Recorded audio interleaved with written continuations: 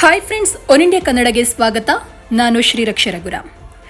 ಸ್ನೇಹಿತರೆ, ನಿನ್ನೆ exit poll result ಬಂದಿದೆ. ಅಂದರೆ ಜಮ್ಮು ಕಾಶ್ಮೀರ ಹಾಗೆ ಹರಿಯಾಣದಲ್ಲಿ ವಿಧಾನಸಭಾ ಎಲೆಕ್ಷನ್ ಮುಗಿದಿದ್ದು, ಇದೀಗ ಅಲ್ಲಿನ ಎಕ್ಸಿಟ್ ಪೋಲ್ ರಿಸಲ್ಟ್ ಬಂದಿದೆ.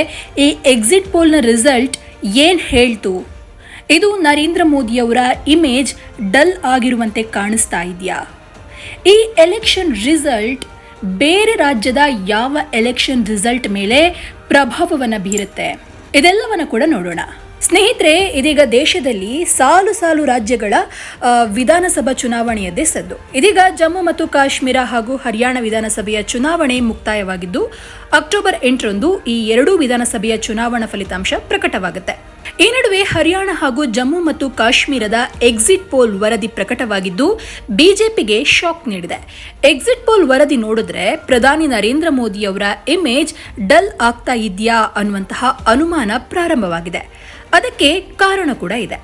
2014 ಹಾಗೂ ಅದಕ್ಕೂ ಮುಂಚೆ ನರೇಂದ್ರ ಮೋದಿ ಅಂತ ಅಂದ್ರೆ ದೊಡ್ಡ ಇಮೇಜ್ ಇತ್ತು, ಈಗಲೂ ಇದೆ. ಆದರೆ ಲೋಕಸಭೆಯಲ್ಲಿ ಎರಡನೇ ಅವಧಿಯ ನಂತರ ಅಂದ್ರೆ 10 ವರ್ಷಗಳ ನಂತರ ಮೋದಿ ಇಮೇಜ್ ಡಲ್ ಆಗ್ತಾ ಇದೆಯಾ ಅನ್ನುವಂತಹ ಅನುಮಾನ ಹೆಚ್ಚಾಗ್ತಾ ಇದೆ. ಇದಕ್ಕೆ ಜಮ್ಮು ಮತ್ತು ಕಾಶ್ಮೀರ ಹಾಗೂ ಹರಿಯಾಣ ವಿಧಾನಸಭಾ ಚುನಾವಣೆಯ ಎಕ್ಸಿಟ್ ಪೋಲ್ ಕಾರಣವಾಗಿದೆ.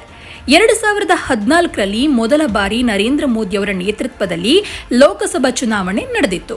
2019ರಲ್ಲಿ ಎರಡನೇ ಬಾರಿ ಹಾಗೂ 2024ನೇ ಸಾಲಿನಲ್ಲಿ ಮೂರನೇ ಬಾರಿ ಮೋದಿ ಅವರ ಹೆಸರು ಹೇಳಿಕೊಂಡೇ ಬಿಜೆಪಿ ಲೋಕಸಮರಕ್ಕೆ ಇಳಿದಿತ್ತು. ಆದರೆ 2014 ಹಾಗೂ 2019ನೇ ಸಾಲಿನಲ್ಲಿ ಏಕಾಂಗಿಯಾಗಿ ಹಾಗೂ ಅತಿ ಹೆಚ್ಚು ಸಂಸದರು ಬಿಜೆಪಿಯಿಂದ ಆಯ್ಕೆಯಾಗಿ ಅಧಿಕಾರವನ್ನು ನಡೆಸಿದ್ರು. ಆದರೆ 2024ನೇ ಸಾಲಿನಲ್ಲಿ ಏನಾಯಿತು? ನಿಮಗೆ ಗೊತ್ತಿರುವಂತೆ ಬಿಜೆಪಿ ಈ ಬಾರಿ ತನ್ನ ಮಿತ್ರ ಪಕ್ಷಗಳನ್ನು ಅವಲಂಬಿಸಬೇಕಾಯಿತು. 10 ವರ್ಷಗಳಲ್ಲಿ ಮೋದಿ ಇಮೇಜ್ ಇಷ್ಟೊಂದು ಕಡಿಮೆ ಆಯ್ತಾ ಅನ್ನುವಂತಹ ಪ್ರಶ್ನೆ ಲೋಕಸಭಾ ಚುನಾವಣಾ ಫಲಿತಾಂಶದ ನಂತರ ಹೆಚ್ಚಾಗಿದೆ. ಸ್ನೇಹಿತರೆ, ಪ್ರತಿ ಬಾರಿ ಲೋಕಸಭಾ ಚುನಾವಣೆಯಲ್ಲೂ ಕೂಡ ಬಿಜೆಪಿ ಹೊಸ ಘೋಷವಾಕ್ಯಗಳನ್ನು ಪರಿಚಯಿಸುತ್ತೆ.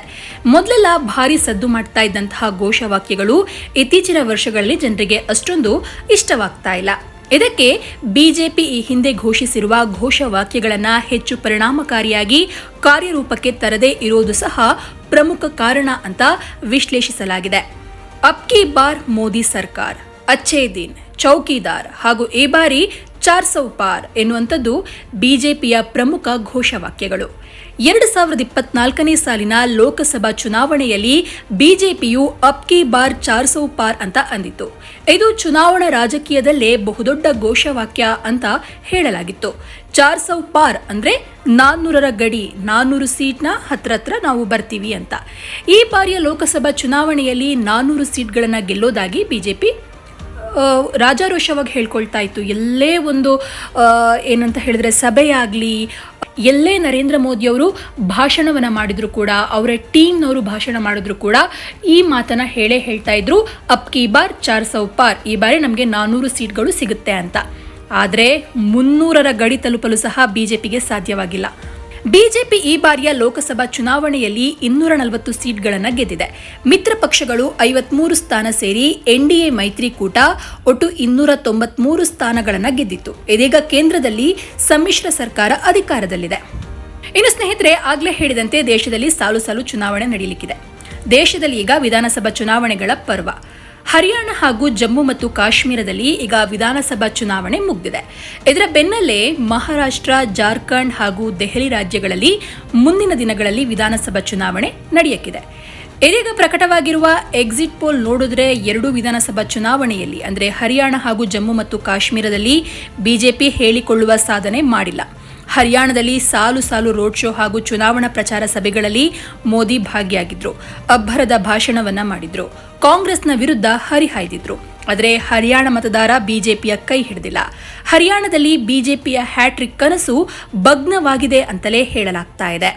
ಇನ್ನು ಬಿಜೆಪಿಗೆ ಇದೊಂದು ರೀತಿಯಲ್ಲಿ ಬಿಗ್ ಶಾಕ್ ಆಗಿದ್ದು, ಕರ್ನಾಟಕದ ಬಳಿಕ ಮತ್ತೊಂದು ರಾಜ್ಯವನ್ನ ಇದೀಗ ಕೈಪಡೆ ಅಥವಾ ಕಾಂಗ್ರೆಸ್ ಕಸಿದುಕೊಳ್ಳುತ್ತಾ ಅನ್ನುವಂತಹ ಒಂದು ಭಯ ಆವರಿಸಿದೆ.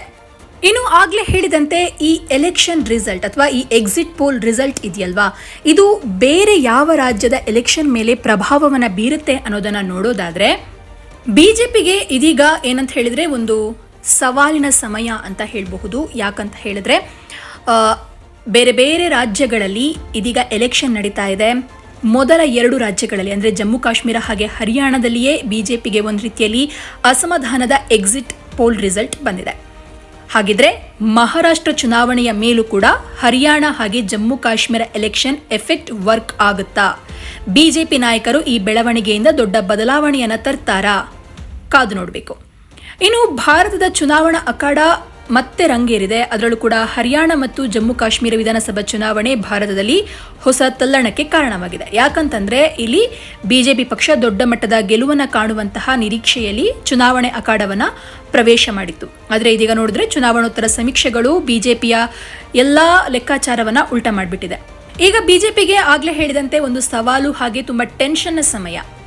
ಹರಿಯಾಣ ಹಾಗೆ ಜಮ್ಮು ಕಾಶ್ಮೀರ ವಿಧಾನಸಭಾ ಚುನಾವಣೆಯಲ್ಲಿ ಬಿಜೆಪಿ ಸೋತ್ ಹೋದ್ರೆ ಮುಂದೆ ಮಹಾರಾಷ್ಟ್ರ ರಾಜ್ಯದ ಪರಿಸ್ಥಿತಿ ಕೂಡ ಹೀಗೆ ಆಗುತ್ತಾ?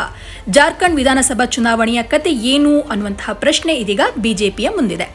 ಇನ್ನು ಲೋಕಸಭಾ ಚುನಾವಣೆಯ ಫಲಿತಾಂಶದಲ್ಲಿ ಬಿಜೆಪಿ ಸಾಕಷ್ಟು ದೊಡ್ಡ ಹಿನ್ನಡೆಯನ್ನು ದಾಖಲಿಸಿ ಬೇಸರಗೊಂಡಿದೆ. ಪರಿಸ್ಥಿತಿ ಹೀಗಿದ್ದಾಗಲೇ ವಿಧಾನಸಭಾ ಚುನಾವಣೆಯ ಫಲಿತಾಂಶದಲ್ಲೂ ಕೂಡ ಹೀಗೆ ಹಿನ್ನಡೆ ಆಗ್ತಾ ಇರೋದು ಹೊಸ ಪ್ರಶ್ನೆಯನ್ನು ಹುಟ್ಟುಹಾಕಿದೆ.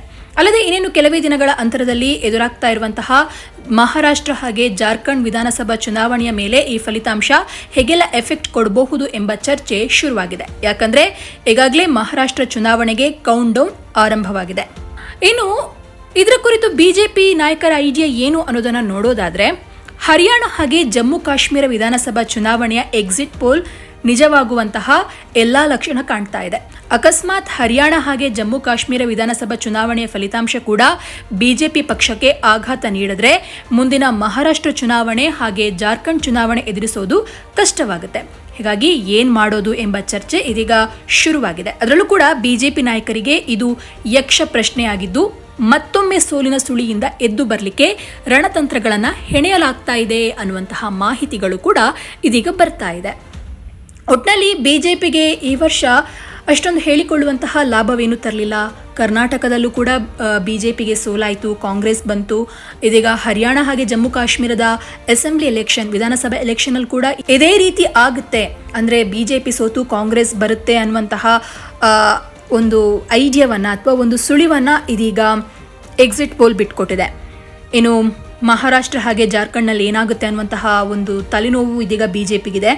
ಇದೆಲ್ಲದಕ್ಕಿಂತ ದೊಡ್ಡದಾಗಿ ನರೇಂದ್ರ ಮೋದಿಯವರ ಇಮೇಜ್ ಕಡಿಮೆ ಆಗ್ತಾ ಇರೋದು, ಹಾಗೆ ಅವರು ನರೇಂದ್ರ ಮೋದಿ ರಾಜಾರೋಷವಾಗಿ ಹೇಳ್ತಾ ಇದ್ದಂತಹ ಅಬ್ಕಿ ಬಾರ್ 400 ಪಾರ್ 400 ಬಿಡಿ 300 ಕೂಡ ದಾಟದೆ ಬಿಜೆಪಿಗೆ ಸೋಲಾಗಿರೋದು. ಅಂದರೆ ಕೇಂದ್ರದಲ್ಲಿ ಬಿಜೆಪಿ ಗೆದ್ದಿರಬಹುದು, ಅಲಯನ್ಸ್ ಮಾಡ್ಕೊಂಡಿದೆ, ಅಂದರೆ ಮೈತ್ರಿ ಸರ್ಕಾರ ಎಲ್ಲ ಮಾಡಿಕೊಂಡು ಅಧಿಕಾರದಲ್ಲಿದೆ.